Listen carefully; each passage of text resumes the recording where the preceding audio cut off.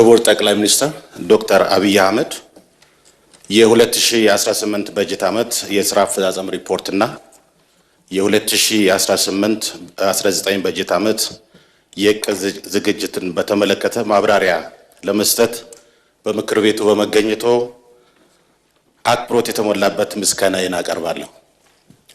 በመቀጠል ጥያቄን እንደሚከተለው በጽሁፍ አቀርባለሁ። መንግስት ለዘመናት ስር የሰደዱ ፖለቲካዊና ታሪካዊ ልዩነቶችን በሰላማዊ መንገድ እና በተቋማዊ መንገድ ለመፍታት ከጀመራቸው ታሪካዊ ሂደቶች መካከል የኢትዮጵያ ሀገራዊ ምክክር ኮሚሽን ልዩ ስፍራ ይይዛል። ኮሚሽኑ ባለፉት ዓመታት ከታች ጀምሮ የተለያዩ የውይይት መድረኮችን በማዘጋጀት ተስፋ ሰጪ ውጤቶችን አስመዝግቧል።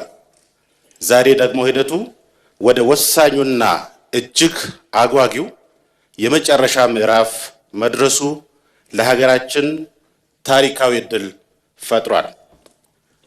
ለምክር ቤቱ ተጠሪ ተቋም እንደመሆኑ መጠን የእስካሁኑ አፈጻጸም ውጤታማና ለኢትዮጵያ ተጨማሪ ተስፋ ይዞ መጥቷል። ክቡር ጠቅላይ ሚኒስትር፣ ይህ ታሪካዊ ሂደት በተያያዘለት የጊዜ ሰሌዳ መሰረት ተጠናቆ የታለመለትን ሀገራዊ ዓላማ እንዲያሳካ መንግስት በቀጣይ ምን አይነት የሎጂስቲክስ ፖለቲካዊና ተቋማዊ ድጋፍ ያደርጋል?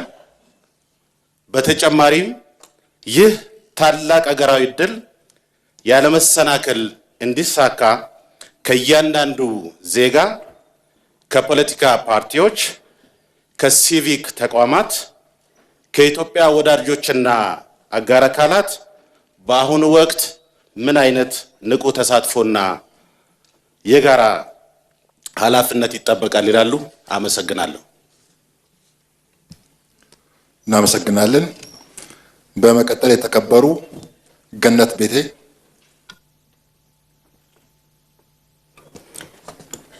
አመሰግናለሁ። የተከበሩ አፈ ጉባኤ፣ ክቡር ጠቅላይ ሚኒስትር የፌዴራል መንግስትን የ2018 በጀት ዓመት ዋና ዋና ስራዎች አፈጻጸም ሪፖርትን መሰረት በማድረግ ለምናነሳቸው ጥያቄዎች ምላሽና ማብራሪያ ለመስጠት በመካከላችን ስለተገኙ እጅግ አድርጌ አመሰግናለሁ።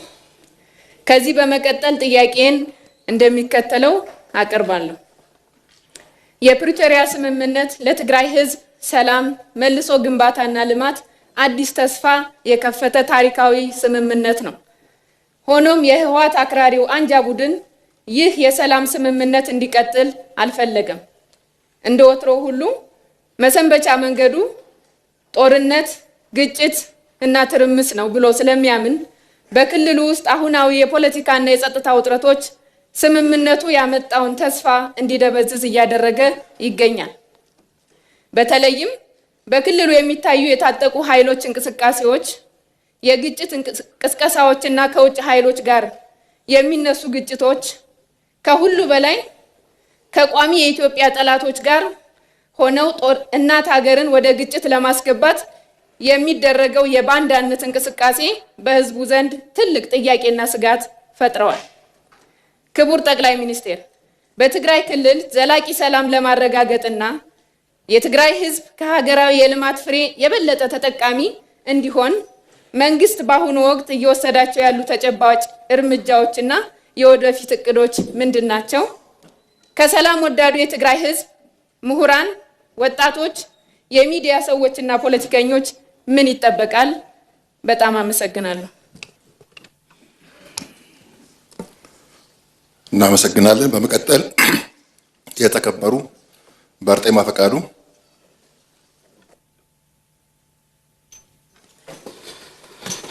አመሰግናለሁ። የተከበሩ አፈ ጉባኤ፣ የተከበሩ የኢትዮጵያ ጠቅላይ ሚኒስትር ዶክተር አብይ አህመድ አሊ፣ ጊዜውን ጠብቀው የመንግስቶ የ2018 ዓ.ም አፈጻጸምና አጠቃላይ የመንግስቶ አፈጻጸም አስመልክቶ ከምክር ቤቱ አባላት ለሚነሳሉ ጥያቄዎች ለምክር ቤቱ አባላትና ለኢትዮጵያ ህዝብ መልስና ማብራሪያ ለመስጠት ስለተገኙ ደግሜ አመሰግናለሁ። ጥያቄዎቼን፣ አስተያየቶቼን እንደሚከተለው አቀርባለሁ። በመጀመሪያ ሰባተኛው ሀገራዊ ምርጫ በሰላም በመጠናቀቁና ፓርቲው ብልጽግና በማሸነፉ እንኳን ደስ ያለዎት።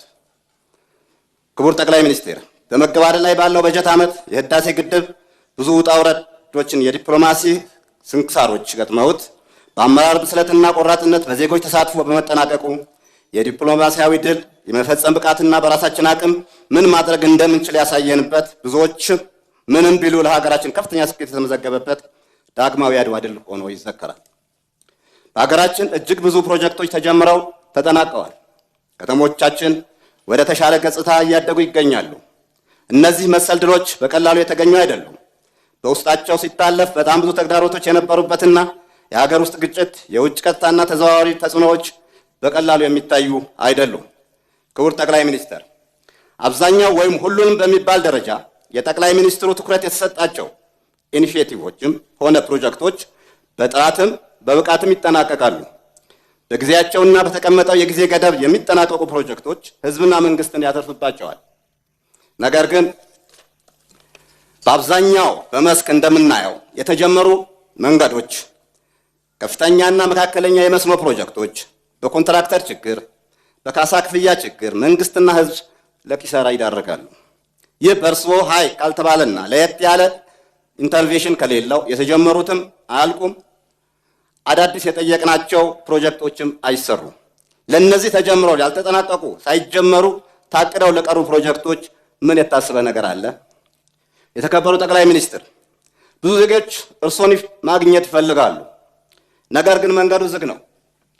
በትላልቅ ፕሮጀክቶች ምክንያት ብዙ ዜጎች ይነሳሉ።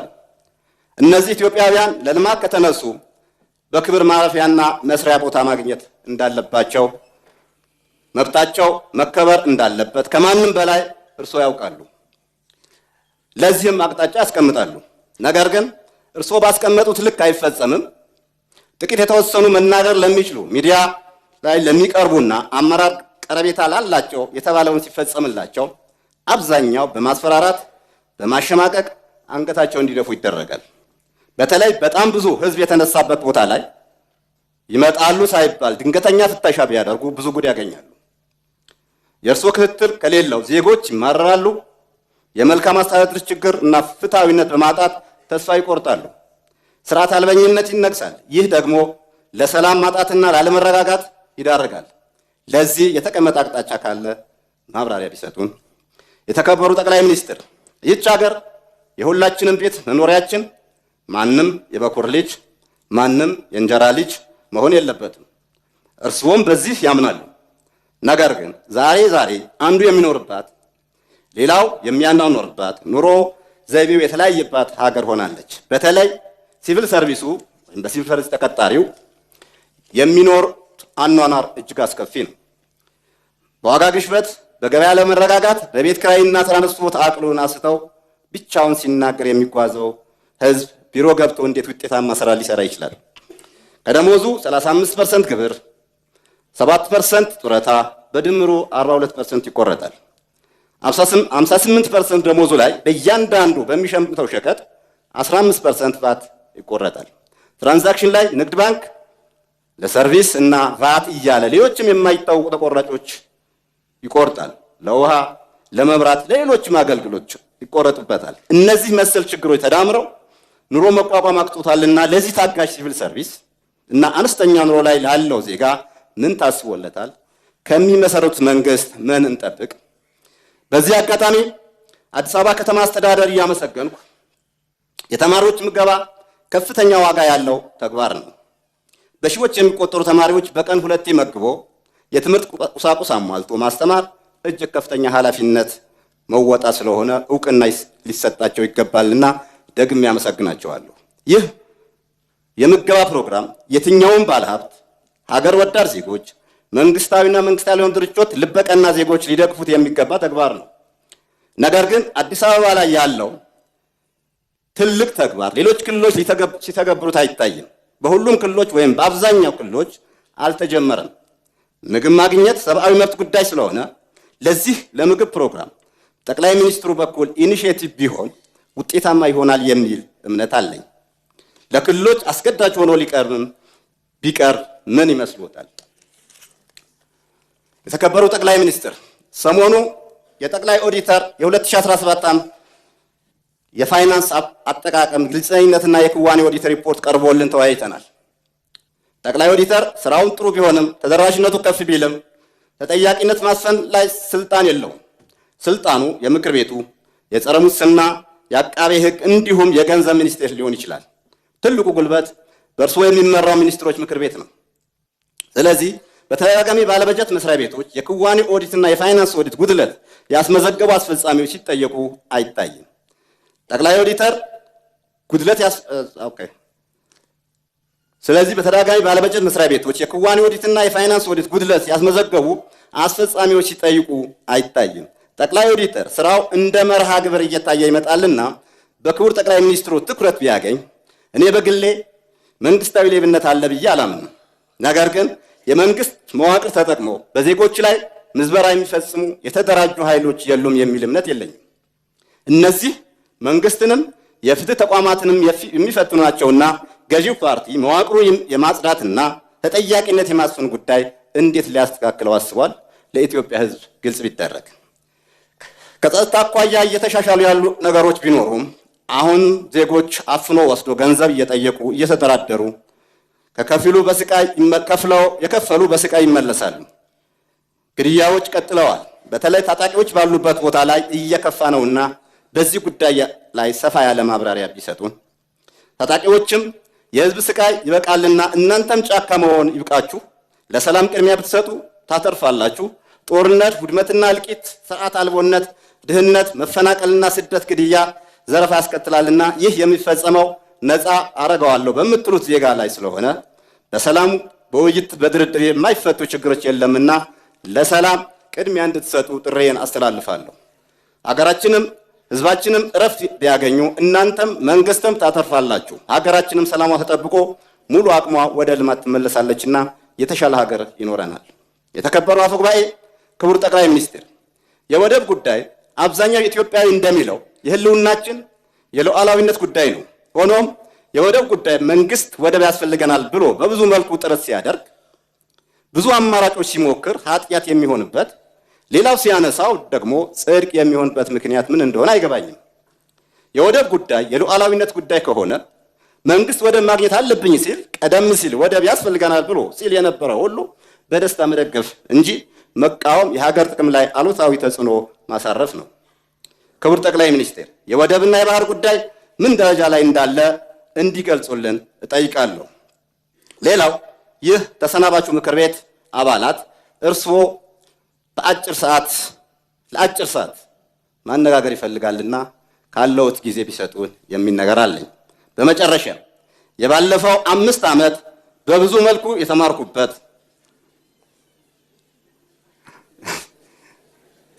የተማርኩበት ለሀገሬም ለምክር ቤቱም እንደ ፓርቲ እንደ ምክር ቤት አባልም በሀገራችን ጉዳይ እየተደጋገፍን በልዩነታችን እየተነጋገርን ቆይተናል። ቀጣይም አገሬ ወይም በሰጠችኝ የሥራ መስክ ለመሰማራት ዝግጁ መሆኔን እየገለጡ ለእርስዎና ለሚመሰርቱት መንግስት መልካም የሥራ ዘመን እመኛለሁ። አመሰግናለሁ። ምን ነው? እናመሰግናለን።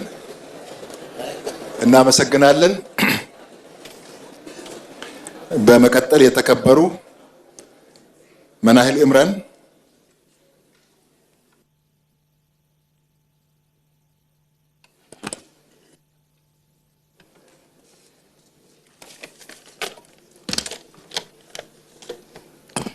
አመሰግናለሁ። የተከበሩ አፈ ጉባኤ እንዲሁም ክቡር ጠቅላይ ሚኒስትር ዶክተር አብይ አህመድ የ2018 በጀት ዓመት የእቅድ አፈጻጸም ሪፖርት ላይ ከምክር ቤት አባላት ለምናቀርባቸው ጥያቄዎችና አስተያየቶች ምላሽና ማብራሪያ ለመስጠት በመካከላችን ስለተገኙ ልባዊ ምስጋናዬን አቀርባለሁ። ያለኝን አጭር ጥያቄ እንደሚከተለው አቀርባለሁ። ነዳጅ ለኢኮኖሚና ማህበራዊ እንቅስቃሴዎች ወሳኝ የሆነ መጥተዋል። መንግስትም ይህንንም በመረዳት ከፍተኛ ድጎማ እያደረገ ለህብረተሰቡ እያከፋፈለ ነው። በአንድ በኩል መንግስት ከፍተኛ ድጎማ ያደርጋል። በሌላ በኩል ደግሞ የነዳጅ ስርጭት ከብልሹ አሰራር ሊጠራ አልቻለም። በመካከለኛ ምስራቅ ተከስተው የነበረው ችግር መነሻ በማድረግ በተፈጠረው የነዳጅ እጥረትም ይህንንም ብልሹ አሰራር ተባብሰው ታይተዋል። ክቡር ጠቅላይ ሚኒስትር ከፍተኛ ዋጋ ተገዝተው ከፍተኛ ድጎማ ተደርጎበት የሚገባው ነዳጅ በትክክል ማሰራጨት ለምን አልተቻለም? ስለዛስ መፍትሄውስ ምንድነው? እጅግ አድርጌ አመሰግናለሁ። እናመሰግናለን። በመቀጠል የተከበሩ መስፍን ዳኜ።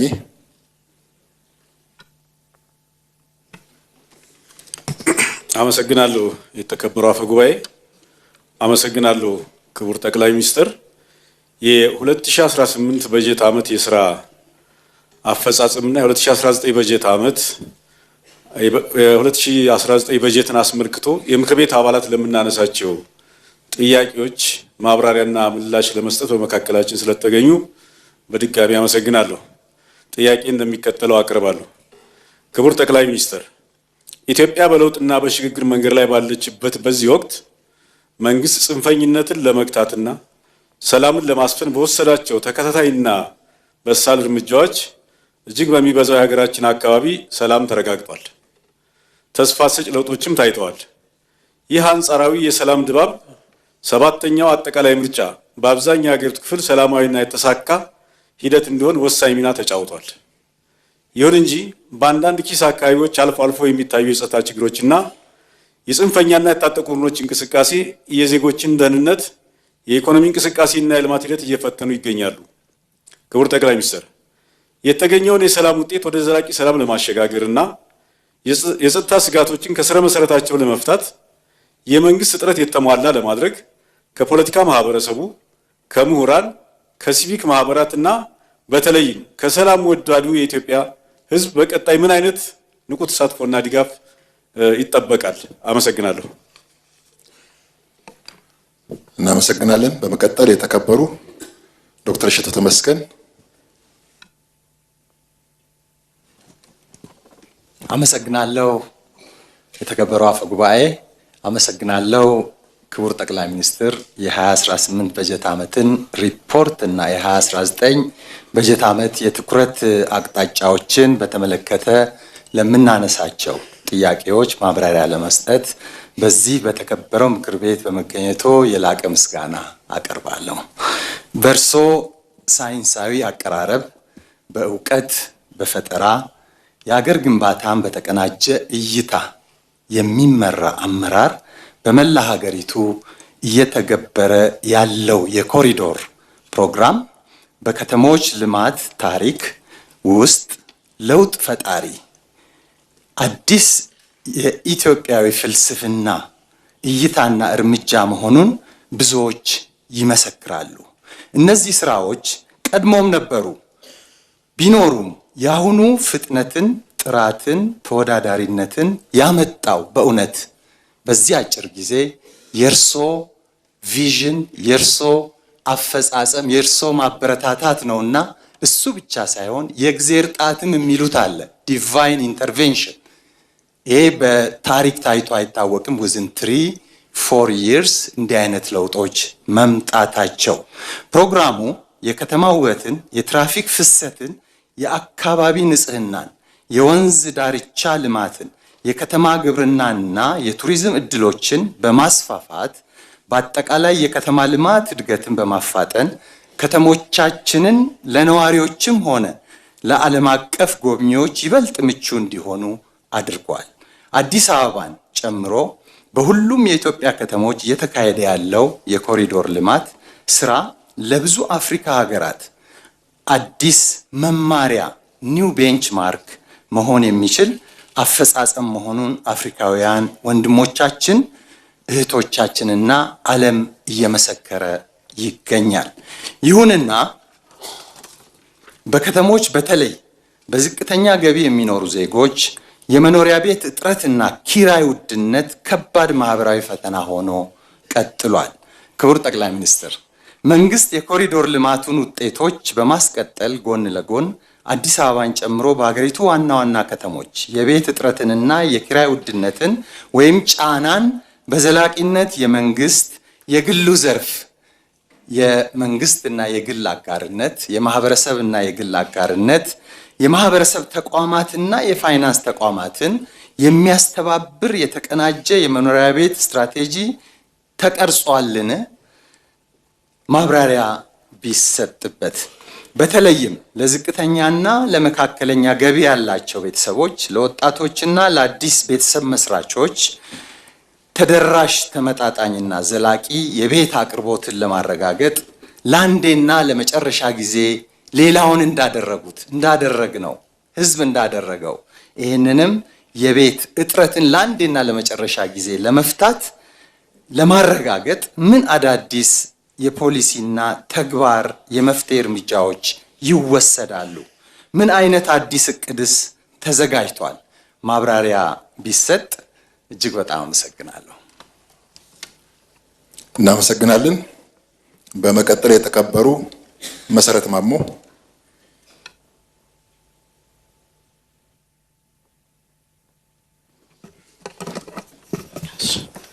አመሰግናለሁ። የተከበሩ አፈጉባኤ፣ አመሰግናለሁ ክቡር ጠቅላይ ሚኒስትር ጥያቄያችንን ለመመለስ በመካከላችን ስለተገኙ እያመሰገንኩ ወደ ጥያቄ እገባለሁ።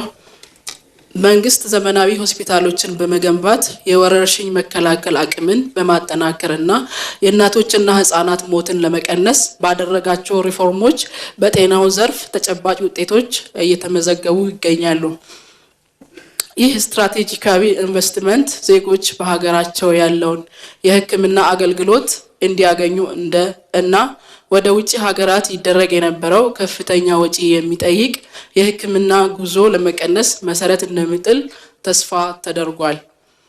ሆኖም በተለያዩ የጤና ተቋማት ውስጥ የሚታየው የመድኃኒትና የሕክምና መሳሪያዎች እጥረት እንዲሁም የአገልግሎት ጥራት ክፍተቶች አሁንም የህዝብ ዋና ቅሬታ ሆኖ ይታያሉ።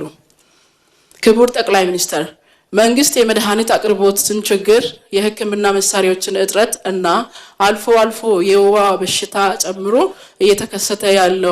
እየተነሳ ያለውን የወረርሽኝ ስጋቶችን ለመቅረፍ ምን አይነት ተጨባጭ እርምጃዎች እየወሰደ ይገኛል? እንዲሁም ወደ ውጪ የሚደረገው የሪፈራል ሕክምናዎችን በሀገር ውስጥ አቅም ለመተካት ብሎም የሕክምና ቱሪዝም ወይም ሜዲካል ቱሪዝም ለማስፋፋት እየተሰሩ ያሉ ስራዎች ላይ ተጨባጭ ማብራሪያ ቢሰጥ። አመሰግናለሁ። እናመሰግናለን። በመቀጠል የተከበሩ እታፈራው ዘገየው።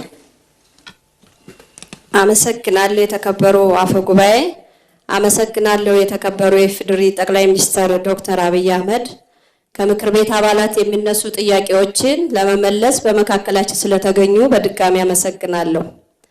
የመደመር መንግስት በርካታ ሜጋ ፕሮጀክቶችን በአጭር ጊዜ አጠናቆ ለአገልግሎት በማብቃትና የፕሮጀክት ክትትልና ቁጥጥርን በማጠናከር ረገድ ከፍተኛ ስኬት አስመዝግቧል።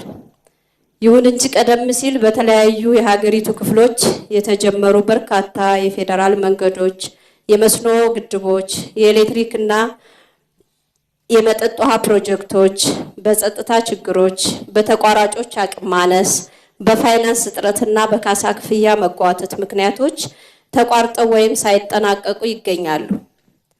ክቡር ጠቅላይ ሚኒስትር፣ መንግስት ቀደም ሲል የጀመራቸውን ነባር ፕሮጀክቶች በቅድሚያ ለማጠናቀቅ ያስቀመጠውን አቅጣጫ ከግምት ውስጥ ስናስገባ በአሁኑ ወቅት የተጓተቱ ወይም በዝግታ እየተከናወኑ ያሉትን ወሳኝ የህዝብ መሰረተ ልማት ፕሮጀክቶች በተጨባጭ ጊዜ ሰሌዳ ለማጠናቀቅ የተያዘው ሀገራዊ አቅጣጫ ምንድነው?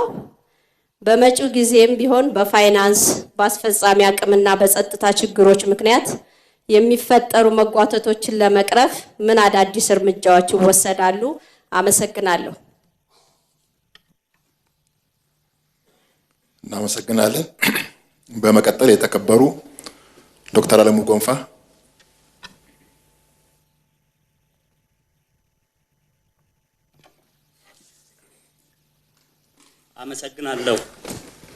አመሰግናለሁ። የተከበሩ አፈ ጉባኤ፣ ክቡር የኢፌዴሪ ጠቅላይ ሚኒስትር ዶክተር አብይ አህመድ የተከበረውን የኢትዮጵያ ሕዝብ ወክለን ለምናነሳቸው ጥያቄዎች ምላሽ ለመስጠት በመካከላችን ስለተገኙ ልባዊ ምስጋናዬን አቀርባለሁ። ከዚህ በፊት በሃይማኖቶች መካከል ይታይ የነበረው መተነኳኮስ እና ግጭት እየቀረ መተባበርና መደጋገፍ እየተለመደ መጥቷል። አንዱ የሌላው ደስታ፣ አንዱ የሌላው ችግር እንደራሱ መመልከትም ጀምሯል። ይህ እጅግ በጎ እርምጃ ነው። ይሁን እንጂ አሁንም ሃይማኖትን እንደ ሽፋን ተጠቅሞ ጦርነትና ግጭት የሚያውጁ የፖለቲካ አቋማቸውን በሃይማኖት መልክ መስጠት የሚፈልጉ አሉ። እነዚህ አካላት ብዙ ጊዜ ከዋናዎቹ የሃይማኖት ተቋማትና ከመንፈሳዊ መሪዎች ውጪ የሚገኙ ናቸው። መንፈሳዊ ተቋማቱ የእነርሱን የብጥብጥ አጀንዳ አልቀበል ሲሏቸው በሃይማኖት አባቶች ላይ የተቃውሞን እስከ መቀስቀስ ይደርሳሉ።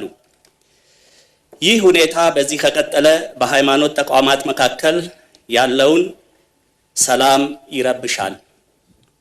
በሃይማኖት ስም የሚደረግን የሽብርና የተቃውሞ እንቅስቃሴንም ያበረታታል። ክቡር ጠቅላይ ሚኒስትር፣ መንግስታችን ይህንን ችግር ለመፍታት ምን እያደረገ ነው? እንዲሁም ለወደፊቱስ ምን ለማድረግ አስቧል? እያልኩ ስለተሰጠኝ እድል ከልቤ አመሰግናለሁ። እናመሰግናለን። በመቀጠል የተከበሩ ፍቅር አባይ።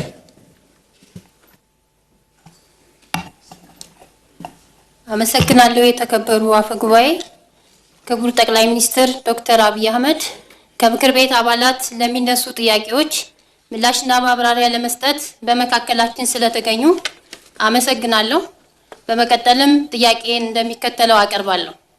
መንግስት ከ35,000 በላይ የቅድመ መደበኛ ትምህርት ቤቶችን በመገንባት የትምህርት ቤት ምገባ ፕሮግራምን በማስጀመርና የቴክኒክና ሙያ ተቋማትን በማሻሻል ለትውልድ ግንባታ እጅግ ወሳኝ ስራዎችን አከናውኗል።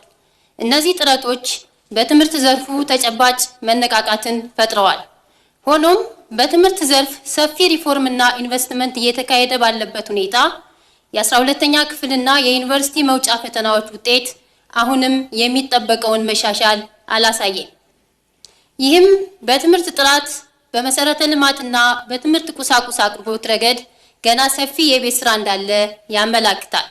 ይህ አሳሳቢ የውጤት ማሽቆልቆል በወጣቶች ዘንድ ተስፋ መቁረጥ እንዳይፈጥር እንዲሁም በኢኮኖሚው ግንባታ ውስጥ ወሳኝ የሆነውን የሰው ኃይል ምርታማነት እንዳያዳክም የአጭርና የረጅም ጊዜ ስልታዊ ማሻሻያዎችን ተግባራዊ ማድረግ የወቅቱ አንገብጋቢ ጉዳይ ይመስለኛል። በተጨማሪም በወጣቶች ዘንድ የሚታየውን ስራን የማናናቅ አመለካከትና የክህሎት ክፍተት በመቅረፍ የትምህርትና ስልጠና ስርዓቱን ከዘመኑና ከገበያው ፍላጎት ጋር በሚጣጣም መልኩ ማዘመን ወሳኝ ነው። ክቡር ጠቅላይ ሚኒስትር፣ የፈተና ውጤቶችን ማሻሻል፣ የትምህርት ጥራትን ማረጋገጥና የሰው ኃይል ክህሎትን ከማክሮ ኢኮኖሚው የገበያ ፍላጎት ጋር ለማጣጣም መንግስት ምን አይነት ተጨባጭ እርምጃዎችን እየወሰደ ይገኛል? የባለድርሻ አካላትስ ሚና ምን መሆን አለበት? አመሰግናለሁ። እናመሰግናለን። በመቀጠል የተከበሩ ዶክተር ዘካሪያስ ሰርኮላ።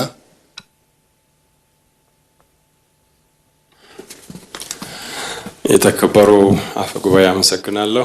የኢፌዴሪ ጠቅላይ ሚኒስትር ክቡር ዶክተር አብይ አህመድ የፌዴራል መንግስት የ2018 በጀት ዓመት የስራ አፈጻጸም ሪፖርት እና የ2019 በጀት ለምክር ቤቱ በጀትን በሚመለከት ከምክር ቤቱ አባላት ለሚቀርቡላቸው ጥያቄ ምላሽና ማብራሪያ ለመስጠት በመካከላችን ስለተገኙ የአክብሮት ምስጋናዬን አቀርባለሁ። ክቡር ጠቅላይ ሚኒስትር፣ በቅርቡ በሆርሙዝ ወሽመጥ የተከሰተው ቀውስ፣ ስልታዊ የሆኑ ጠባብ የባህር መንገዶች መዘጋት፣ አካባቢ ግጭቶችን በፍጥነት ወደ ዓለም አቀፍ የኢኮኖሚ ቀውስ፣ የትራንስፖርት ወጪ ጭማሪ፣ የነዳጅ ዋጋ ንረት ሊያሸጋግር እንደሚችል በግልጽ ተመላክቷል፣ እኛም አይተነዋል። ይህ ሁኔታ ኢትዮጵያ ከ90 በመቶ በላይ የውጭ ንግዷን በአንድ የመጓጓዣ ኮሪዶር ላይ ብቻ መመስረቷ የሚያስከትለውን ተጋላጭነት በድጋሚ ግልጽ አድርጎ አሳይቷል። በመሆኑም የባህር በር ባለቤትነት ጥያቄ ለኢትዮጵያ የቅንጦት ሳይሆን የህልውና፣ የኢኮኖሚ ሉዓላዊነትና የረዥም ጊዜ ብሔራዊ ጥቅም ጉዳይ መሆኑን ያረጋግጣል። ከዚህ አኳያ ተዳፍኖ የቆየው ሳይነሳ እንዲያውም ታቡ ሆኖ የቆየው የኢትዮጵያ የዘመናት ጥያቄ የባህር በር ጥያቄ ወደ ውይይት መድረክ መምጣቱ አስደናቂ ውጤት እያመጣ ይገኛል።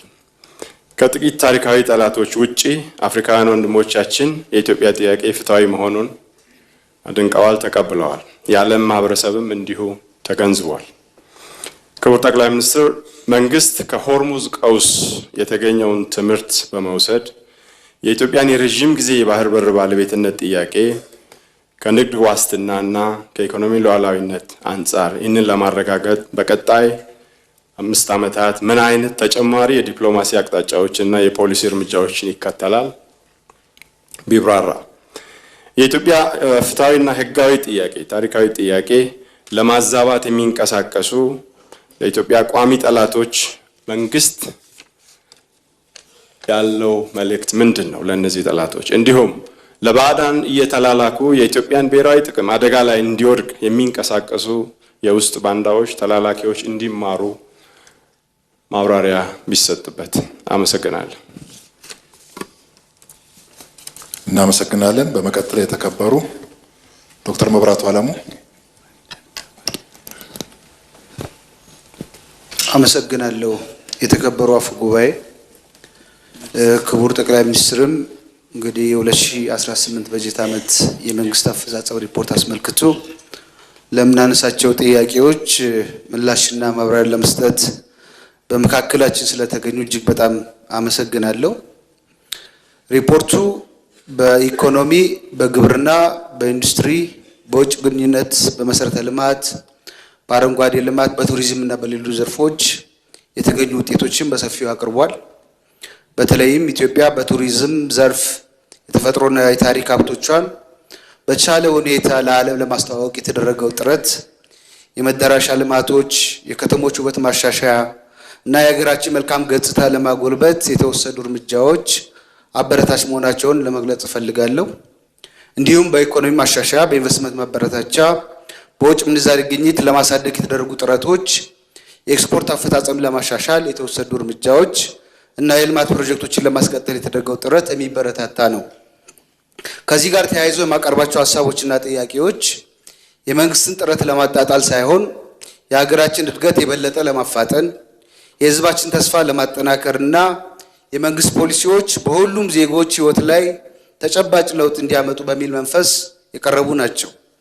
ከዚህ መነሻ በመነሳት በቀጣዩ የመንግስት የስራ ዘመን ልዩ ትኩረት ሊያገኙ ይገባል ብዬ ማምናቸውን 4 ዋና ዋና ጉዳዮች በአክብሮት ማቅረብ ፈልጋለሁ። የመጀመሪያው ዘላቂ ሰላም፣ ብሔራዊ መግባባትና የህግ የበላይነትን በተመለከተ ነው። ክቡር ጠቅላይ ሚኒስትር፣ በሪፖርቱ የተጠቀሱት የኢኮኖሚና የልማት ስኬቶች እጅግ በጣም የሚበረታቱ ናቸው። ሆኖም ሁሉም የልማት ውጤቶች መሰረት ዘላቂ ሰላም መሆኑን ሁላችንም እንስማማለን። ዛሬም በተለያዩ የሀገራችን አካባቢዎች ዜጎች በመረጋጋት መኖር፣ በነፃነት መንቀሳቀስ፣ ሀብታቸውን ማልማትና ልጆቻቸውን በሰላም ማስተማር አጥብቀው የሚሹት ጉዳይ እንደሆነ በየአካባቢው እንሰማለን። ከዚህ ጋር ተያይዞ በቀጣይ ዓመት ዘላቂ ሰላምን ለማጠናከር፣ ብሔራዊ መግባባት ሂደትን ለማፋጠን፣ የህግ የበላይነትን በሁሉም የሀገሪቱ አካባቢዎች በኩል ለማረጋገጥና የዜጎች ደህንነት ለማጠናከር መንግስት ምን አዳዲስ ወይም የተጠናከሩ ፖሊሲዎችና ተቋማዊ እርምጃዎችን ለመተግበር አቅዷል የሚል ነው። ሁለተኛው የኑሮ ውድነት፣ የስራ ዕድልና አካታች ኢኮኖሚ በተመለከተ ነው። በሪፖርቱ እንደተገለጸው በሀገራችን ኢኮኖሚ ማሻሻያ፣ በውጭ ንግድ፣ በኤክስፖርት እድገት፣ በኢንቨስትመንት መስፋፋትና በሌሎች ዘርፎች የተለያዩ አበረታች ውጤቶችን አስመዝግባለች። እነዚህ ጥረቶች የኢኮኖሚያችን መሰረት ለማጠናከር የሚያበረታቱ መሆናቸውን እናምናለን። ይሁን እንጂ ከፓርላማ አባልነቴ በተጨማሪ በየጊዜው ከህዝብ ጋር በምናደርገው ግንኙነት የምንሰማ ዋነኛ ጥያቄ አሁንም የኑሮ ውድነት፣ መሰረታዊ ሸቀጦች ዋጋ መናር፣ የስራ ዕድል እጥረትና በተለያዩ ወጣቶች ተስፋ እየተፈተነ መሆኑን ነው። ስለሆነም በቀጣዩ የበጀት ዓመት አዲሱ መንግስት ሲዋቀር የዋጋ ንረትን በዘላቂነት ለመቀነስ፣ የስራ ዕድሎችን በተለይም ለወጣቶችና ለሴቶች ለማስፋፋት፣ የግሉን ዘርፍ ተሳትፎ ለማጠናከርና ኢኮኖሚ እድገቱ ፍሬ ለሁሉም ዜጎችና ክልሎች በፍትሃዊነት ለማዳረስ መንግስት ምን አዳዲስ እርምጃዎችን ለመውሰድ አቅዷል የሚል ነው። ሶስተኛው የመሰረተ ልማት ፍትሃዊ ተደራሽነትና የክልሎችን ተመጣጣኝ ልማት በተመለከተ ነው። ክቡር ጠቅላይ ሚኒስትር መንግስት በመንገድ፣ በአየር ትራንስፖርት፣ በኃይል ማመንጫ፣ በከተማ ልማት፣ በሌሎች መሰረተ ልማቶች ያከናወናቸው ስራዎች ለሀገራችን የረጅም ጊዜ እድገት መሰረት እኩል ተጠቃሚ ሲሆኑ ብቻ ነው። እኔ በመወክለው ቤንሻንጉል ጉሙዝ ክልል ህዝብ በተደጋጋሚ የሚያነሳቸው ጉዳዮች የሚከተሉት ናቸው። በአመቱ የሚያገለግሉ የአስፓልት መንገዶች እጥረት። በቤንሻንጉል 3 ዞኖች ናቸው ያሉት፣ መተከል፣ ከማሽና አሶሳ። 3ቱም ዞኖች የሚያገናኝ አንድ የአስፓልት መንገድ እስካሁን የለም። የቴሌኮሙኒኬሽን ኔትወርክ አለመዳረስና መቆራረጥ ይታያል። እንዲሁም የኤሌክትሪክ ኃይል የመቆራረጥና አለመዳረስ፣ እንግዲህ ያው ክልሉ የህዳሴ ግድብ መገኛ ነው። የኤሌክትሪክ እጥረት በተደጋጋሚ ይስተዋላል ማለት ነው። የዲጂታል አገልግሎትም ውስንነቶች በክልሉ ይታያሉ። አክቹዋሊ እነዚህ ችግሮች የአንድ ክልል ብቻ አይደሉም፣ የሀገራችን የፍትሃዊ ልማት መለኪያዎች ናቸው። ቤንሻንጉል ጉሙዝ እንደ ሀገር የኢነርጂ፣ የግብርና፣ የማዕድን፣ የንግድና የድንበር ኢኮኖሚ ማዕከል የመሆን ከፍተኛ አቅም ያለው ክልል ነው። ስለዚህ እዚህ ክልል የሚደረጉ መሰረተ ልማት ኢንቨስትመንቶች እንደ ሀገር ኢኮኖሚ ለመገንባት ትልቅ ጠቀሜታ አላቸው ብዬ ስለማመን በቀጣዩ ዓመት በቤንሻንጉል ጉሙዝ ጨምሮ ሌሎች በመሰረተ ልማት ወረራ ላይ የቀሩ ክልሎች የመንገድ ግንባታ ጥገና፣ ቴሌኮሙኒኬሽን ሽፋንና ኤሌክትሪክ ተደራሽነትን ለማስፋት የተለየ ምን አይነት ፕሮግራም ወይም እቅድ ተዘጋጅቷል ማለት ነው። በስተመጨረሻ ያው የመልካም አስተዳደርና አካታች ዲሞክራሲን በተመለከተ ነው። በየክልሉ የምንሰማቸው የህዝብ ጥያቄዎች በአብዛኛው የመልካም አስተዳደር፣ ከፍትህ፣ ከተጠያቂነት፣ ከአገልግሎት ጥራት እና ከሌብነት መከላከል ጋር የተያያዙ መሆናቸው ይታያል። ይህ ጉዳይ የመንግስት ወይም የተቃዋሚ ፓርቲ ጉዳይ ብቻ አይደለም፣ የሀገራችን የዲሞክራሲ ጥራት መለኪያም ጭምር ስለሆነ በቀጣዩ እንግዲህ አዲስ መንግስት ሲመሰረት በእርግጠኝነት ሌቦች ሾልኮ ይገባሉ የሚል እምነት የለኝም። አዳዲስ የማይሰርቁ አመራሮች ይመጣሉ ብዬ ተስፋ አደርጋለሁ። ሁሉንም ፖለቲካ ተዋናዮች ተሳትፎ የሚበረታታ የዲሞክራሲ ማሻሻያ ሂደት ይኖራል የሚል እቅድ አለኝና ተጨማሪ ስራዎች ምን ይሰራሉ የሚል ነው። በአጠቃላይ የዛሬ ውይይታችን የሀገራችን ሰላም፣ ልማት፣ ዲሞክራሲና የዜጎቻችን የኑሮ ሁኔታ ወደ ተሻለ ደረጃ ለማድረስ የሚያግዝ ገንቢ ውይይት እንደሚሆን ተስፋ አደርጋለሁ። አመሰግናለሁ። እናመሰግናለን። በመቀጠል የተከበሩ ዶክተር ቶፊቅ ጉባኤ የፌዴራል መንግስትን የ2018 የበጀት ዓመት ስራ አፈጻጸምና የ2019 እቅድን በተመለከተ እንደ ህዝብ እንደራሴ ሀገራችን ኢትዮጵያ ከጎረቤት ሀገራት ጋር በጋራ ተጠቃሚነት በሰላማዊ አብሮነትና በትብብር ላይ የተመሰረተ የውጭ ጉዳይ ፖሊሲ ብንከተልም በምስራቅ አፍሪካና በአፍሪካ ቀንድ ያሉ ተለዋዋጭ ሁኔታዎች አዳዲስ የደህንነትና የስትራቴጂ ስጋቶችን እየፈጠሩ ይገኛሉ። በተለይም በሱዳን ያለው አለመረጋጋት፣ በቋሚነት በሻዕቢያ መንግስት በኩል የሚስተዋሉ ጸብጫሪነት፣ አፍራሽና አሉታዊ አቋሞች እንዲሁም የግብፅ ስግብግብ ቀጠናዊ ፍላጎቶች በኢትዮጵያ ብሔራዊ ጥቅሞችና በቀጠናዊ ሰላም ላይ አሉታዊ ተጽዕኖ የሚያሳድሩ ውጫዊ ተግዳሮቶች ሆነው ቀጥለዋል። ክቡር ጠቅላይ ሚኒስትር ዶክተር አብይ አህመድ ከግብፅ ከሱዳንና ከኤርትራ ጋር በተያያዘ ያሉ ወቅታዊና የረጅም ጊዜ ስጋቶችን ለመቀነስ የኢትዮጵያ ብሔራዊ ጥቅምን ለማስከበርና የቀጠናችንን ሰላም መረጋጋት ለማጠናከር እየተከተል ያለውን የዲፕሎማሲ ስትራቴጂ አቋም ቢገልጹልን። አመሰግናለሁ። እናመሰግናለን። በመቀጠል የተከበሩ ዶክተር ደሳለኝ ጫኔ።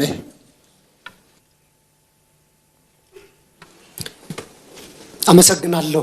የተከበሩ አፈ ጉባኤ፣ ክቡር ጠቅላይ ሚኒስትሩንም በመንግስታቸው የስራ አፈጻጸም ሪፖርት ላይ ለምናነሳቸው አስተያየቶችና ጥያቄዎች ማብራሪያ ለመስጠት በምክር ቤቱ ስለተገኙ ከልብ ማመስገን እፈልጋለሁ። ዛሬ ስድስተኛው የፓርላማ ዘመን የ5ኛ ዓመት የመጨረሻ የመንግስት ሪፖርት የሚቀርብበት ቀን ነው።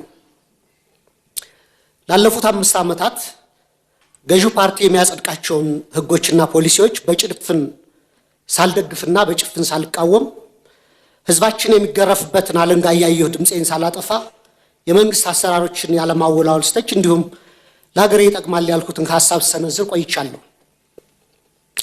የዚህ የስልጣን ዘመን ትዕይንት መጋረጃ ከመዘጋቱ በፊት ግን የኢትዮጵያ ህዝብ ነባራዊ የኑሮ ሁኔታ፣ የየዕለት ተግዳሮትና ጭንቀት እንዲሁም ይህንን አስቸጋሪ የኑሮ ሁኔታ የወለደውን የመንግስትን መዋቅራዊ ድክመት የዚህ ዘመን የማይታበል የታሪክ እውነት አድርጌ በታሪክ ፊት ለመመስከር እወዳለሁ። ይህንንም ለማድረግ ማጠቃለያ አስተያየቴና ጥያቄ እንደሚከተለው አቀርባለሁ። 1. የ5 ዓመቱ የኢትዮጵያውያን ተግዳሮቶች። ክቡር ጠቅላይ ሚኒስትር፣ ላለፉት 5 ዓመታት የኢትዮጵያ ህዝብ የከፈለው ዋጋ እጅግ የበዛና ከባድ ነው። እርስዎ ስልጣን ላይ ሲቀመጡ የገቡት የሰላምና የብልጽግና ቃል ኪዳን ነበር። በተግባር ግን ያየነው ተገላቢጦሹን ነው። የሰሜን ኢትዮጵያ ጦርነት ያስከተለው አስከፊ ሰብአዊ ውድመትና ጠባሳ ሳይሽር ዛሬም በአማራ፣ በኦሮሚያ፣ በጋምቤላ፣ በቤንሻንጉል ጉሙዝና በሌሎችም አካባቢዎች የሚታዩት ቀጣይነት ያላቸው ግጭቶችና ጦርነቶች፣ ብሔርና ሃይማኖት ተኮር ጥቃቶች፣ እገታዎችና አለመረጋጋቶች የዜጎችን የመኖር መብት ነፍገዋል።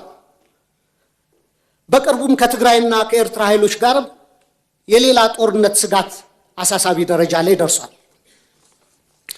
በፖለቲካው መስክም የፖለቲካ ምህዳሩ መጥበብ፣ የሀገራዊ ተቃርኖች መስፋት ወይም ፖለቲካል ፖላራይዜሽን፣ የነጻ ሲቪል ማህበራት መኮስመን፣ በጋዜጠኞችና በሚዲያዎች ላይ እገዳዎችና እክሎች ዜጎች አማራጭ ድምፅ እንዳያሰሙ አፍነዋቸዋል።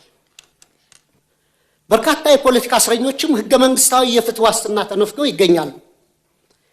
ይህ አጠቃላይ የሰላም የጸጥታና የፖለቲካ ውድቀት የፓርቲው የተሳሳተ ፖለቲካዊ ፍልስፍናና ብሔራዊ አንድነትን በተግባር ማምጣት ያቃተው የመደመር ትረካ መዋቅራዊ ስብራት ውጤት ነው። 2. ስልታዊና መዋቅራዊ ስህተቶች። መንግስት የችግሮቹን ስራ መሰረት ትቶ ምልክቶችን ብቻ የመቀጥቀጥና በቁጥር ጨዋታ ህዝብን የማደናገር አካሄድ እየተከተለ ነው። በተላከልን የመንግስት አፈጻጸም ሪፖርት ላይ የሀገሪቱ ኢኮኖሚ በ2018 በጀት ዓመት 10.2 እንደሚያድግ፣ የግብር ገቢ 1.5 ትሪሊዮን ብር መድረሱን፣ የሸቀጦች የወጭ ንግድ 11 ቢሊዮን ዶላር ማስገኘቱንና የውጭ ሐዋላ ፍሰት 7.7 ቢሊዮን ዶላር መድረሱ ተገልጿል። ነገር ግን እነዚህ የቁጥር ስኬቶች የዜጎችን የኑሮ እውነታ ፍጹም አይወክሉም። እንዲያውም መሬት ላይ ካለው እውነታ ጋር በጽኑ ይጋጫሉ። ምክንያቱም አንደኛ የኑሮ ውድነትና የዋጋ ግሽበት ከገቢያችን ጋር አልተመጣጠነም። ሪፖርቱ እስከ ግንቦት 2018 ዓ.ም አጠቃላይ የዋጋ ግሽበት 13.4፣ የምግብ የዋጋ ግሽበት ደግሞ 15% ደርሷል ይላል። ይህን ግሽበት ለመደጎም መንግስት 379 ቢሊዮን ብር ማውጣቱ ቢገለጽም በተግባር ግን ባለፉት ዓመታት የተተገበረው የማክሮ ኢኮኖሚ ማሻሻያ ዝቅተኛውን የማህበረሰብ ክፍል ለከፋ ድህነት በዳረገበት ሁኔታ ላይ እንገኛለን። ማሻሻያውን ተከትሎ የመጣው ሰማይ የነካ የዋጋ ግሽበት በሚሊዮኖች የሚቆጠሩ ዜጎችን የመግዛት አቅም ሙሉ በሙሉ አሳጥቷል። ይህንንም ተከትሎ ቋሚ ደሞዝ የሚከፈላቸው የመንግስትና የግል ድርጅቶች ሰራተኞች፣ ዝቅተኛ ገቢ ያላቸው የከተማ ነዋሪዎች፣ አነስተኛ ነጋዴዎች፣ አነስተኛ ይዞታ ያላቸው አርሶ አደሮችና አርብቶ አደሮች ወገኖቻችን በስውር ረሃብ ውስጥ ወድቀዋል። የቤት ኪራይ ከአብዛኛው ዜጎቻችን ወርሃዊ ገቢ በላይ ሆኗል። በአሁኑ ወቅት በሀገራችን መካከለኛ የሚባል የህብረተሰብ መደብ ጠፍቶ ጥቂት እጅግ የበለጸጉና አብዛኛው በድህነት የሚማቀቅ 2 መደቦች ሆነዋል። ሌላው የተደበቀ የሀገር ውስጥ ዕዳ መኖሩ በሪፖርቱ መረጃ መንግስት በበጀት ዓመቱ 1.13 ትሪሊዮን ብር ብድር መልቀቁንና 91% የሚሆነውም ለግሉ ዘርፍ የተሰጠ ነው ይላል።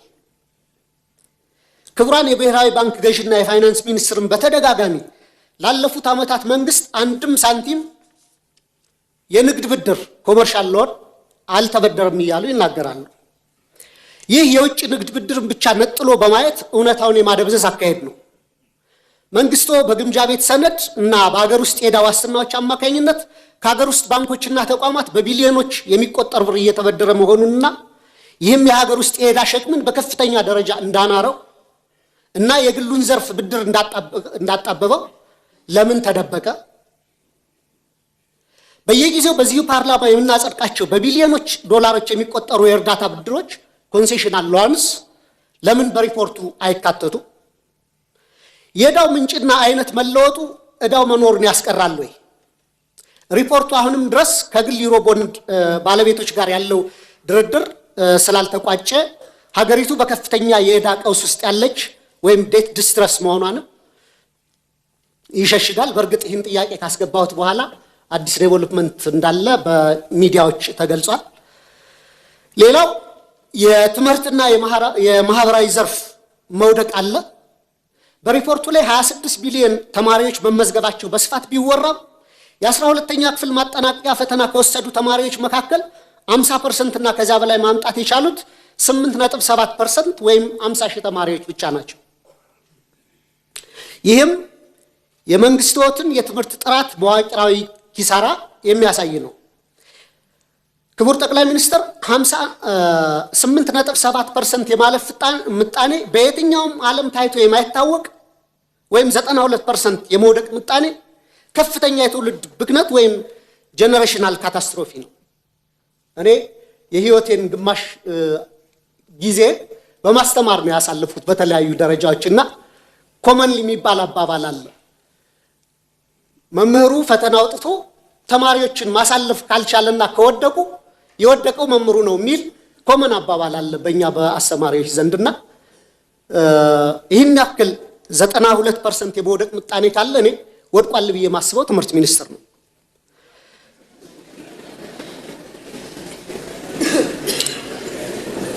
በዚህ ሁሉ ተስፋ አስቆራጭ ሂደት ውስጥ አልፈው ለሚመረቁ ወጣቶችም የስራ ዕድል የለም።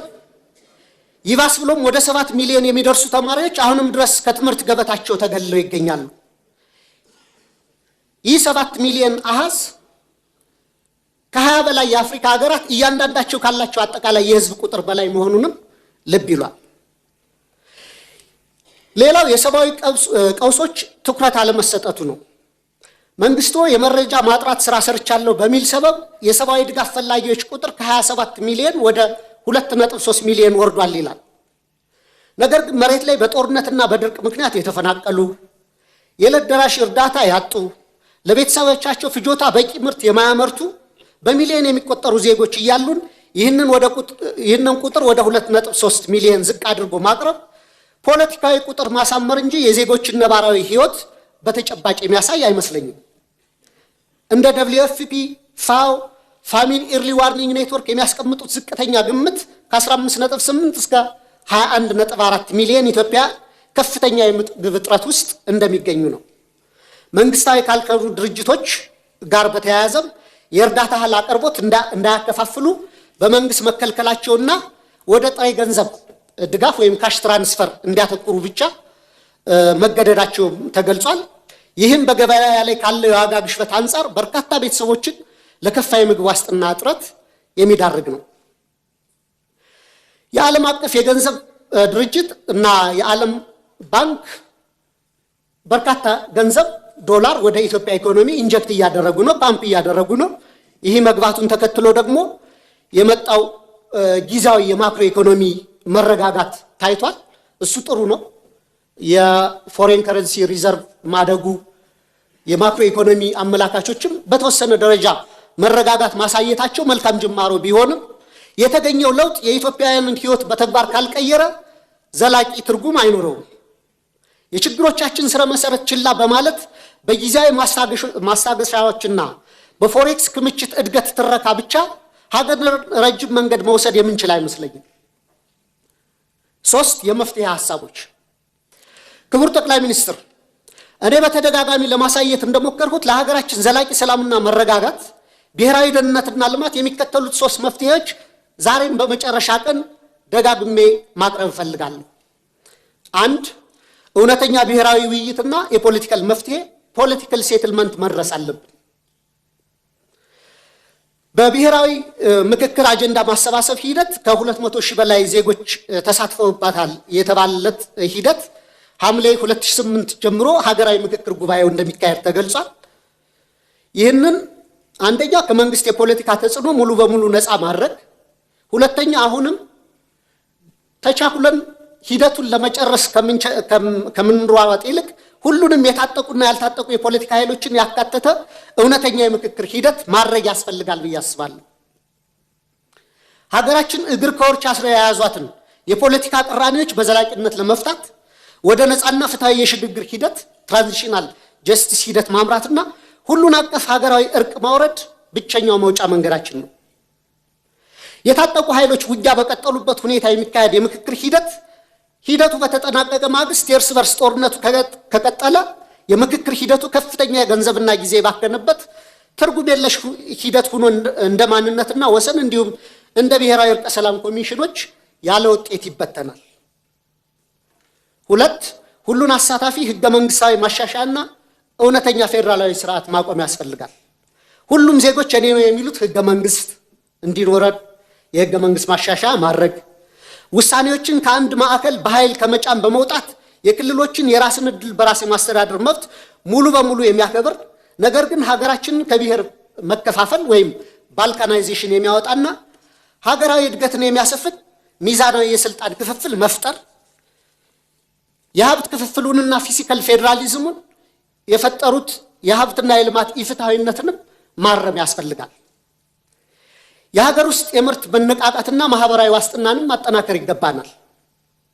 ትኩረቱን በኮሪደር ልማት፣ በሎጆችና ሪዞርቶች ግንባታና በወንዝ ዳር በፓርኮች ግንባታ ላይ ያደረገውን አካሄድ ገታ በማድረግ ለሀገር ውስጥ መሰረታዊ አምራች ኢንዱስትሪዎች ክሪቲካል የሚባሉ ኢኮኖሚያችንን በደንብ ሊያነሱ የሚችሉ ብረት ማውጣትና ማቅለጥ፣ ሜታለርጂ፣ የማሽነሪ ኢንጂነሪንግ፣ የነዳጅ ማጣሪያ አስታውሳለሁ። የነዳጅና ማዳበሪያ ማጣሪያ ፕሮጀክቶች ከመጀመራቸው ከ6 ወር በፊት ክቡር ፋይናንስ ሚኒስትሩን ለምን እነዚህን ፕሮጀክቶች አናስብም እያልኩ እየጠየቁ ነበር እና ያኔ በጀቱ በጣም ከባድ ነው በእኛ አቅም አንችልም እየተባለ ነበርና አሁን የናቹራል ጋዝ ማውጣት ፕሮሰስ መጀመሩ በሱ ደስተኛ ነኝ። ግን ጎረቤት ሀገሮቻችን አሁንም ነዳጅ ያመርታሉ።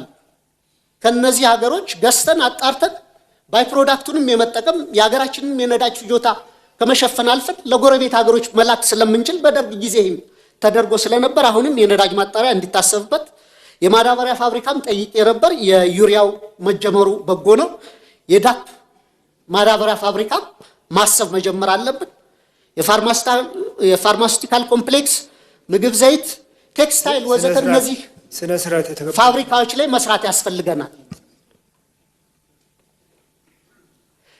እንደ ባቡር፣ ሀገር አቋራጭ ፍጥነት መንገዶችና የኃይል ግንባታ፣ ለመስኖ መጠጥና ለተለያዩ አገልግሎቶች የሚውሉ መልቲፐርፐስ ግድቦች፣ ዘመናዊ ግብርና፣ የመኖሪያ ቤቶች ግንባታና ለምግብ ዋስትናና ለድሆች የሚሆን ጠንካራ ማህበራዊ የደህንነት መረብ መዘርጋትም በቀጣይ ሊታሰብበት ይገባል።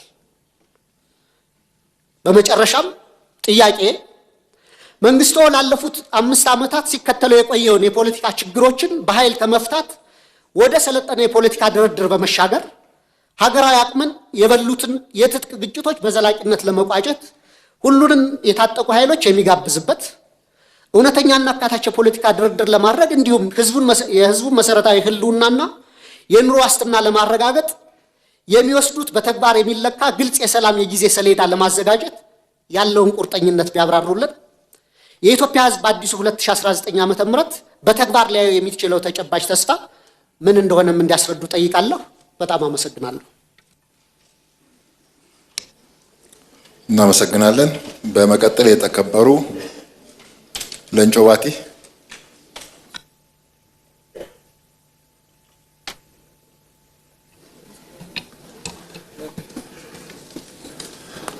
አመሰግናለሁ።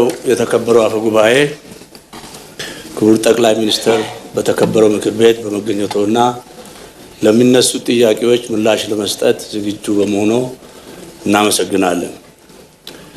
በቅድሚያ ላለፉት 7-8 ዓመታት ቁልፍ የሆኑ የተጠናቀቁና የተጀመሩ ሀገራዊ ፕሮጀክቶች እንደ ኮሪዶር ልማት፣ አረንጓዴ አሻራ፣ በምግብ ራስን ለመቻል የስንዴ ምርት፣ መጠነ ሰፊ የቱሪዝም መዳረሻዎች፣ የህዳሴ ግድብ መጠናቀቅ፣ የማዳበሪያ ፋብሪካ መጀመር፣ የቢሾፍቱ ዓለም አቀፍ ኤርፖርት መጀመር ለነዚህ ቁልፍ ለሆኑ ሀገራዊ ፕሮጀክቶች እርስዎ ላደረጉት ጥረት፣ ላደረጉት ልፋት፣ ላመጡት ውጤት በቅድሚያ ላመሰግኖት እወዳለሁ። ክቡር ጠቅላይ ሚኒስትር፣ ከ2-3 ትሪሊዮን በላይ የደረሰው የ2019 በጀት የሀገራችንን የፋይናንስ አቅምና የምጣኔ ሀብት መሰረት እየተጠናከረ መምጣቱን ያሳያል። ይህን እያደገ የመጣ የበጀት አቅም ተጠቅሞ የዋጋ ንረትን ለመቆጣጠር፣ አምራች ዘርፎችን ለማጠናከር፣ በህዝብ የዕለት ተዕለት ኑሮ ላይ ተጨባጭ ለውጥ ለማምጣት መንግስት በቀጣይ ምን አይነት ተጨማሪ የፖሊሲ አፈጻጸምና እርምጃዎችን ለመውሰድ አቅዷል? እንዲሁም ለ2019 በጀት ዓመት ለመደበኛ ወጪ ለካፒታል ፕሮጀክቶችና ለክልሎች ድጋፍ የተመደበው ግዙፍ በጀት ያለ ብክነት ያለ ብልሹ አሰራር መዋሉን ለማረጋገጥ መንግስት ምን አይነት የቁጠባ የክትትልና የተጠያቂነት ስርዓቶችን ተግባራዊ ያደርጋል? እንዲሁም ለክልሎችና ለዘላቂ ልማት ግቦች SDGs የተመደበው በጀት በመሬት ላይ ተጨባጭ ውጤት ማምጣቱን ለመለካትና ለመከታተል ምን የተለየ አፈጻጸምና የግምገማ ስርዓት ይተገበራል? አመሰግናለሁ። እናመሰግናለን። በመቀጠል የተከበሩ መለሰ መና።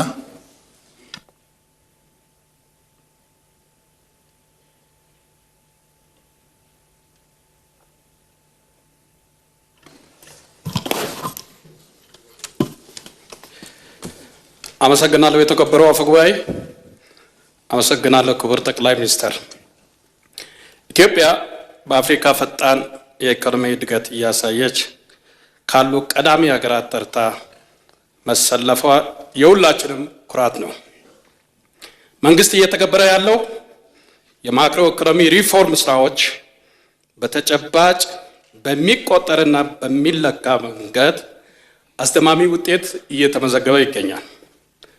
ዓመታዊ ሪፖርቱ እንደሚያሳየው በመንግስትና በግሉ ዘርፍ ትብብር የተወሰዱ ስልታዊ እርምጃዎችና የልማት ፖሊሲዎች በ2018 በጀት ዓመት የታቀደውን አጠቃላይ ሀገራዊ ምርት እድገት GDPን ለማሳካት ጠንካራ መሰረት መጣላቸውን ሪፖርቱ ያረጋግጣል። በመሆኑም ክቡር ጠቅላይ ሚኒስትር ለዚህ ውጤት መሳካት ለሰጡት ቁርጠኛና ብቁ አመራር ኢትዮጵያ ታመሰግኖታለች። የተከበራችሁ የምክር ቤት አባላት ክቡር ጠቅላይ ሚኒስትር እንድታመሰግኑ በክብር እጠይቃለሁ።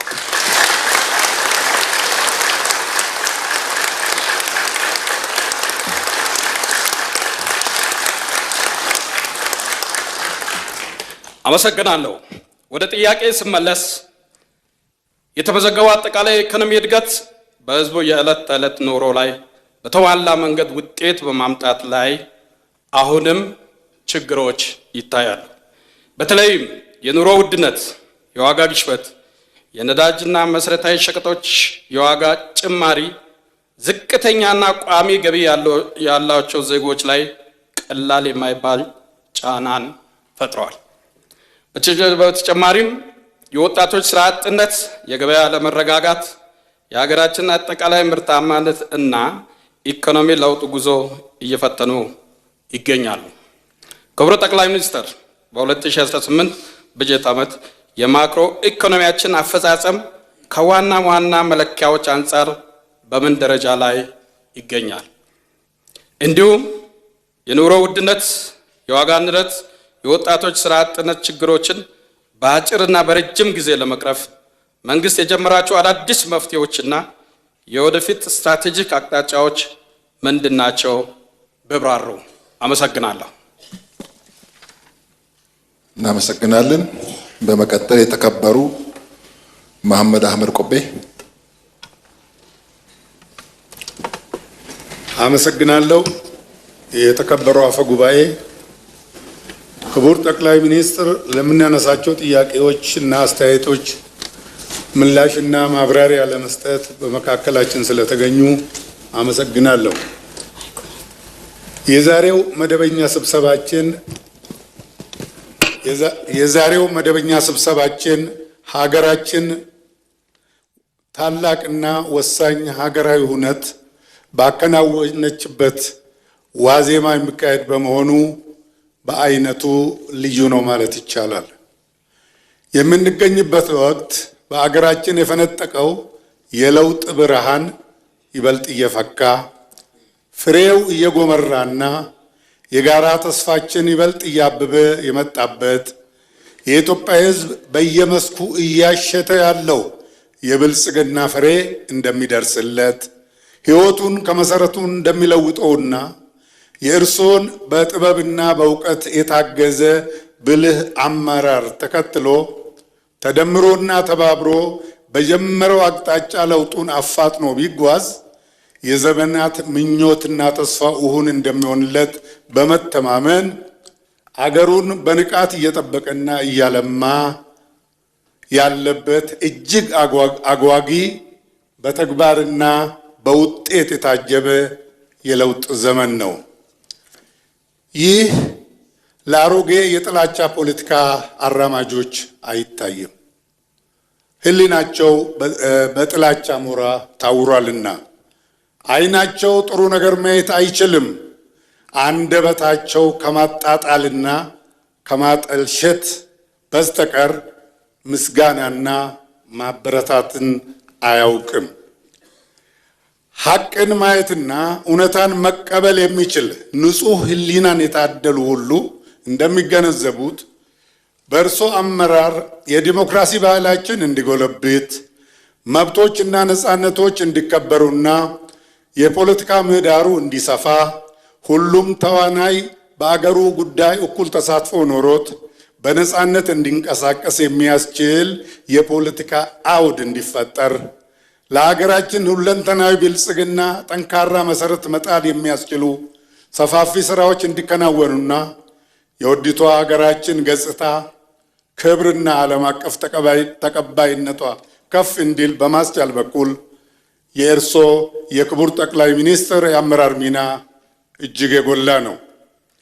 ይህ ሁሉ የተከናወነው በአንድ በኩል ታሞ የቆየውን የሀገራችንን ፖለቲካ እያከሙና ፈር እያስያዙ፣ በሌላ በኩል ደግሞ አዳዲስ ውጥኖችን አምጥተው በሕዝብ ተሳትፎ እየተገበሩ በአስቸጋሪ ሁኔታ ውስጥ ቀን ከሌት እየለፉ መሆኑ ሚናውን ልዩ ያደርገዋል።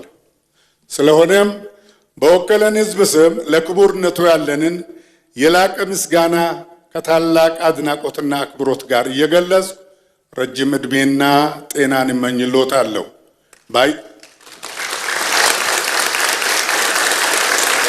ባዬ ገለቶማ ፈያፊ ኡምሪ ዴራ አርገዳ ኑፍ ጅራዳ ለማለትም እወዳለሁ።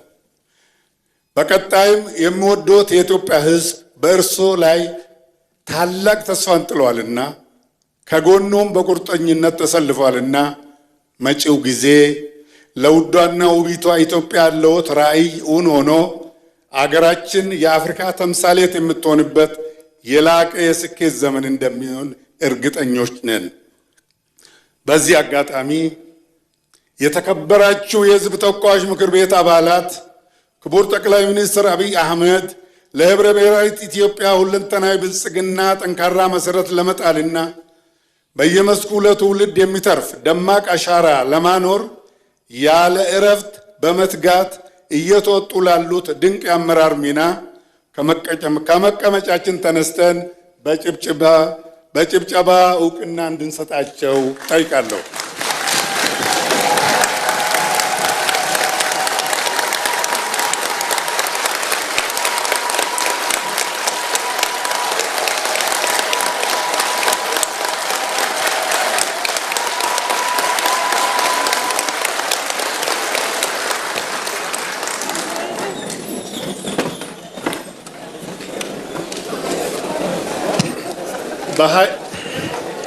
በ2018 የበጀት ዓመት ከተያዙ ቁልፍ እቅዶች ውስጥ አንዱ 7ኛውን ሀገራዊ ጠቅላላ ምርጫ ማካሄድ እንደነበር ይታወሳል።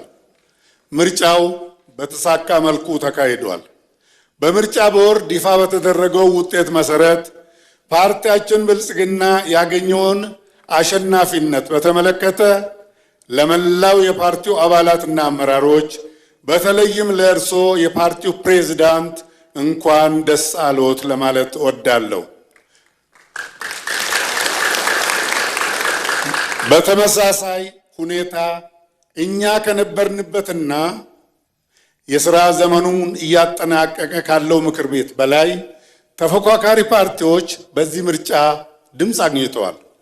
ስለሆነም ይህ ምርጫ የአንድ ፓርቲ ስኬት ብቻ ሳይሆን የዲሞክራሲ ድልና የመላው የኢትዮጵያ ሕዝብ ድል በመሆኑ በምርጫው ለተሳተፉ የፖለቲካ ፓርቲዎች፣ ለተመረጡ እጩዎችና ለመላው ሕዝባችን እንኳን ደስ አለን፣ እንኳን ደስ አላችሁ ለማለት እወዳለሁ። እንደዚሁም የምርጫውን ጉዳይ በባለቤትነት እና በገለልተኝነት በታላቅ የሙያ ብቃትና ኃላፊነት ለመራው ብሔራዊ የምርጫ ቦርድና የምርጫውን ሂደት በታዛቢነት ተከታትለው ምስክር ለሰጡ ድርጅቶች ሁሉ ምስጋናችን በእጅጉ የላቀ ነው።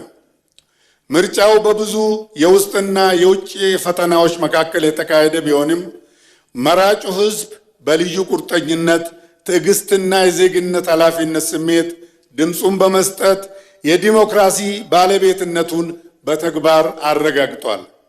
አትመዝገቡ፣ ድጋፋችሁን አታሳዩ፣ ወደ ምርጫ ጣቢያ አትሂዱ በሚል የተካሄዱ የአገር አፍራሽና ጽንፈኛ ኃይሎች ዘመቻና የማሸማቀቅ ሙከራዎችን ህዝቡ በጸና አቋሙ በማሸነፍ የፖለቲካ ብስለቱንና የዲሞክራሲ እሴቶችን ለዓለም አሳይቷል። እርሶም እንደገለጹት የኢትዮጵያ ህዝብ አስደናቂም ተአምረኛም ህዝብ ነው። ይህ ሂደት ለተመራጮችና ለገዢው ፓርቲ አንድ ግልጽ መልእክት አስተላልፏል። የህዝብን ድምፅ መቀበል ማለት የህዝብን አደራ መሸከምና ለውጤት ተጠያቂ መሆን ማለት ነው። በመሆኑም መንግስት፣ ገዢው ፓርቲ፣ ተፎካካሪ ኃይሎች፣ ምሁራንና የኢትዮጵያ ወዳጆች ከዚህ ታሪካዊ ምርጫ ሂደት ምን አይነት የዲሞክራሲ ግንባታ ትምህርት ይወስዳሉ? አገር ለማፍረስና ለማሸበር ቀን ከሌት የሚፍጨረጨሩ ጽንፈኛ የፖለቲካ ኃይሎችስ ከዚህ ምርጫ ምን ትምህርት መውሰድ አለባቸው? ከሁሉ በላይ ደግሞ ገዢው ፓርቲ ይህን ታላቅ ህዝባዊ አደራ በተጨባጭ የልማት የሰላምና የመልካም አስተዳደር ውጤቶች ለመተርጎም በቀጣይ ዘመን ምን አዲስ አገራዊ አቅጣጫና ዝግጅት አለው? አመሰግናለሁ። እናመሰግናለን። በመቀጠል የመጨረሻ ጉባኤ ክቡር ጠቅላይ ሚኒስትር ዶክተር አብይ አህመድ አባላት ለሚነሱ ጥያቄዎች ምላሽና ማብራሪያ ለመስጠት በመካከላችን ስለተገኙ ዲጂታል ኢትዮጵያን ለመገንባት እና የአገልግሎት አሰጣጥ ችግሮችን ለመቅረፍ በርካታ መሰረት የሚበረታታ መዋቅራዊ ስኬት ነው። ክቡር ጠቅላይ ሚኒስትር፣ የለውጡ ጉዞ አይነተኛ መገለጫ ከሆኑት ውስጥ አንዱ የኢትዮጵያ ዲጂታል ፖሊሲ ምርታ ነው። ጉዞ ወደ ብርሃነ ፍጥነት የመረጃ ለውጥ ወዳለው እርካታ፣ ከሙሰኝነት ወደ ህዝባዊነት፣ በአጥር ከመገደብ ድንበር አልባ በሌላ ደማቅ ስኬት የቀጠለው ዲጂታል 2030 ፖሊሲ ኢትዮጵያን በሰፊ የመሰረተ ልማት ዝርጋታና የቴሌኮም ገበያ እንድትከፍት ብሔራዊ ዲጂታል መታወቂያ ህዝቡ እፎይ እንዲል ያስቻለው ዲጂታል የመንግስት አገልግሎት ወይም ኢገቨርናንስ እንዲሰፍን አድርጓል። ከህግ አንጻር ብናየው የህግ ቁጥጥርና አስችሏል። ክቡር ጠቅላይ ሚኒስትር፣ ይህ ፖሊሲዮ አንድም ሰፊ የስራ ዕድል ፈጥሯል። ሲቀጥል የሀገር ገጽታን በመቀየር በውጭ ንግድ ተዋናይነት አምጥቷል። ዓለም አቀፍ ደረጃውን የጠበቀ ዘመናዊና የተቀላጠፈ አገልግሎት እንዲመጣም አስችሏል። በመሆኑም ለዚህ ድንቅ ውጤት ሀሳብ ከማመንጨት ጀምሮ በፖሊሲ እንዲቀረጽ በማድረግ በአስደማሚ ሁኔታ የመሪነት ሚና ስለተጫወቱ ከልቤ በእውነቱ ላመሰግነው እወዳለሁ። እውቅናና ክብርም ይገባዎታል።